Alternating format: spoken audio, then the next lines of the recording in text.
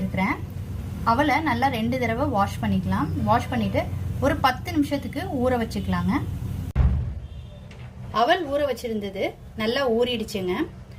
அவல் தயிர் சாதம் செய்கிறதுக்கு இஞ்சி, பச்சை மிளகா, ஜீரகம் எல்லாம் கொஞ்சம் கொஞ்சம் எடுத்து வச்சுருக்கிறேங்க. அவல் குவான்டிட்டி கம்மின்றதுனால இப்போ இதை எல்லாத்தையும் அரைச்சி எடுத்துக்கலாம். சேர்த்து இந்த மாதிரி ரெடி பண்ணி வச்சுக்கோங்க. ஒரு பேனில் எண்ணெய் விட்டுருக்கேங்க. எண்ணெய் காஞ்சிருச்சு. இப்போ இதில் கடுகு சேர்த்துக்கிறேன். கடுகு வந்து பொரிஞ்சிருச்சு. இப்போ இதில் நம்ம அரைச்சி வச்சோல இஞ்சி, பச்சை மிளகா, ஜீரகம் அதை சேர்த்துக்கிறேன்.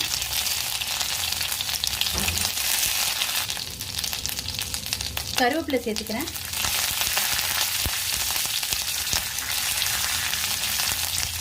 பெருங்காயத்தையும் சேர்த்துக்கிறேன்.